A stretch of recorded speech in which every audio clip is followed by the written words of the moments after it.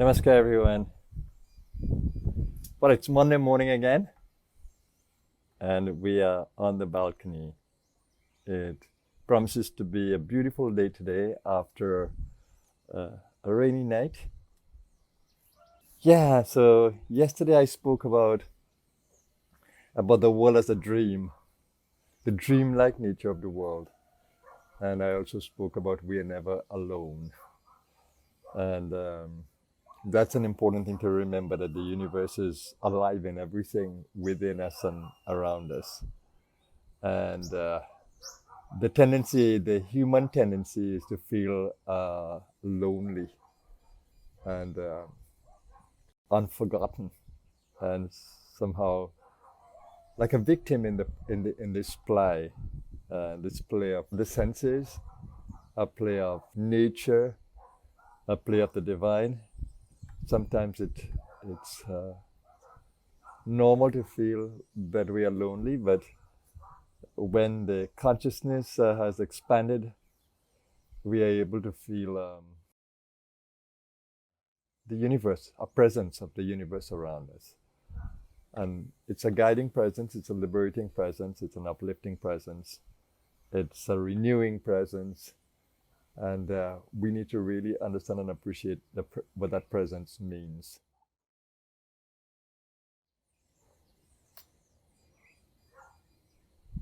That which lies within us and that which is truly our essence is beyond time, beyond change. And that is something that we need to hold in our consciousness in every moment. That what we are seeing is a play of the senses, and all these sensory impressions from the world around us, and the world is in constant change. Constant change. We need to be able to appreciate that. If something is in constant change, you cannot hold on to it as a reality because it's constantly changing in you. So if you make that a reality, it's going to change in you, and that will create some pain and misery inside of you. So it's extremely important that you make the jump into the experience that everything that you are observing and in the play, I'm looking out now, that's why you see I'm moving my head. Everything that can be seen, it's only a play of the senses. Only a play of the senses, the light creating all those colors that you're seeing there. But that's not the reality, never will be. Even this physical body is not the reality, because it's a product of nature and of the senses. So finding that which is behind this play, this energetic play of the senses, that is the most important thing. And as much as you can, strive to deepen the center of seeing continuously through every experience. And that's what the liberation is. It is in deepening the experience of the center of seeing.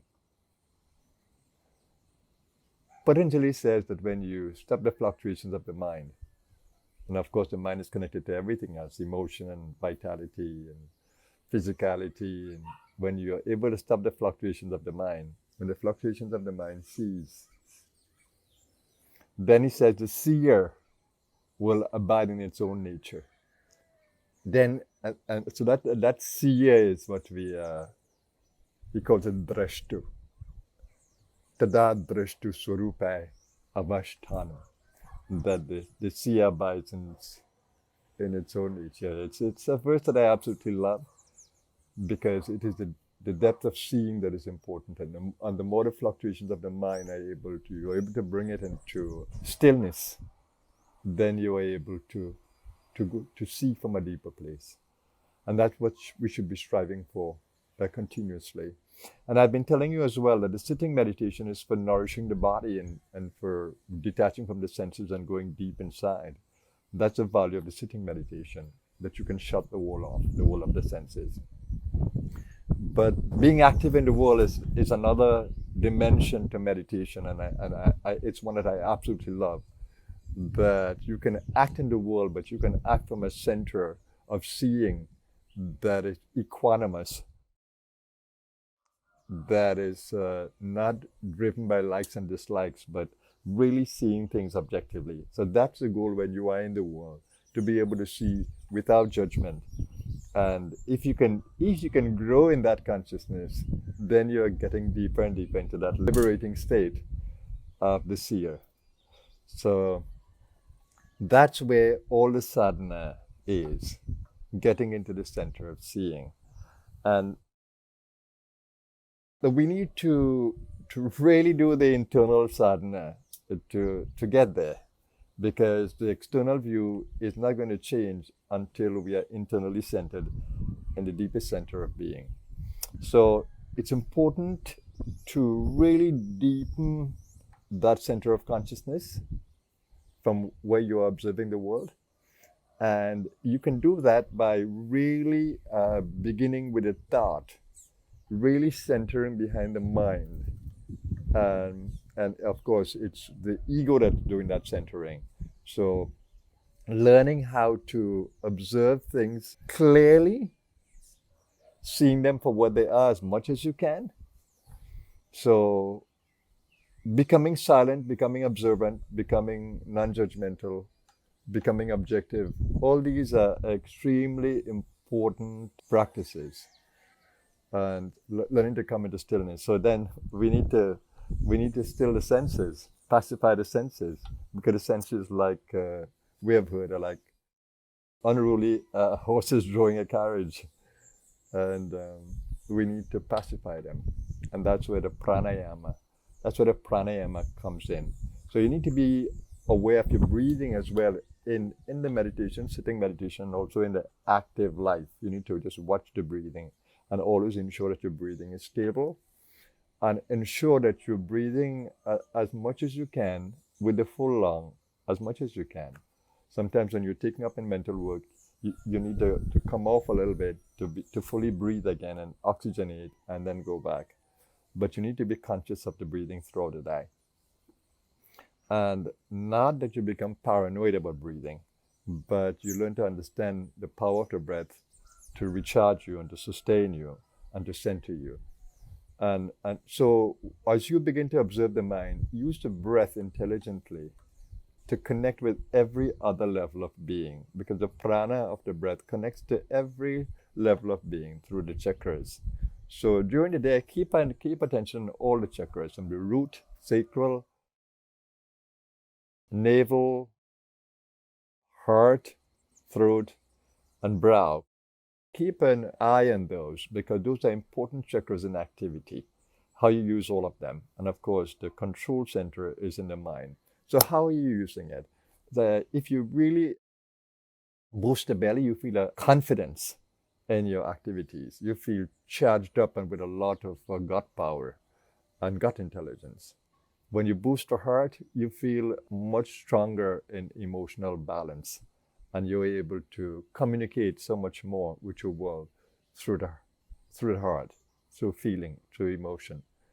When you boost the throat level, your voice becomes stronger. And of course, that throat level connects with the lower. So when you're boosting the throat, you have to activate all the lower ones as well. And when you boost the brow in conjunction with the entire spinal column and full breathing, you're really charging up the brain, the physical brain and the vital brain, energetic. And when you go down to your root, you can ground there.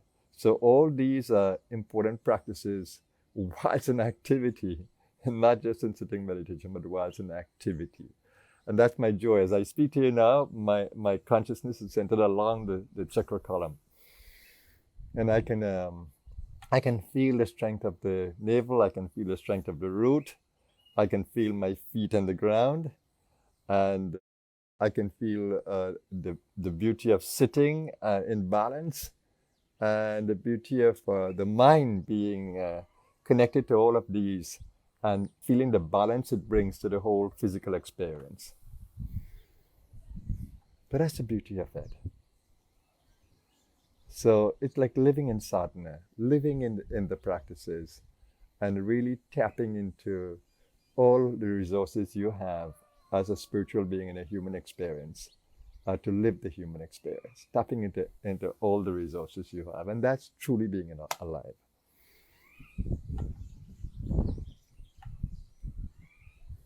So on this Monday morning, for me, this morning, wherever you are, let's take a moment just to breathe.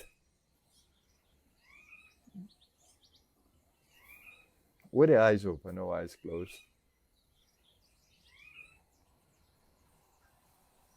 With attention to the chakra column.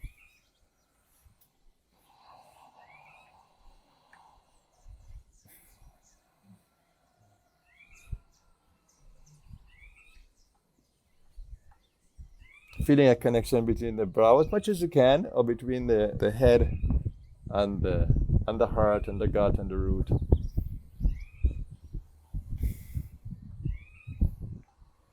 Feeling steadiness in the breath.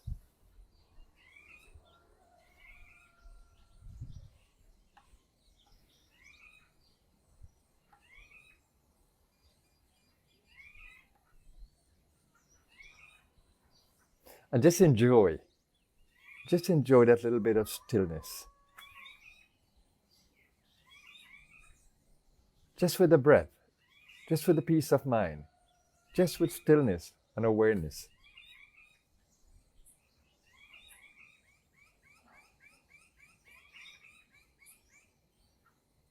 A quiet mind, an attentive mind, a loving mind, a vital mind. Connected to every level of being. Senses come alive. The smelling, the tasting, the touching, the hearing, the seeing. Oh, everything comes alive. You're part of a marvelous world, internal and external.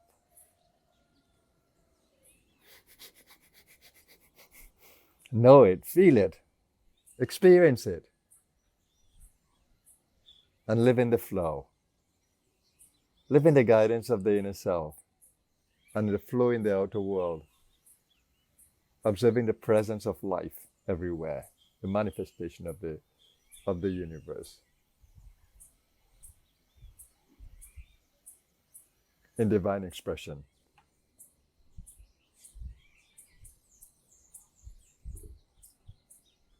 Om Sahana Bhavatu. This is the ancient Sanskrit prayer. May we be protected together. Sahana Bhunaktu. May we be nourished together. Sahaviryam Karavavahe. And I feel my belly power there. May we be strengthened together. Tejasvinavadi Tamastu. I feel my brain power there. May our knowledge be full of light, sattva.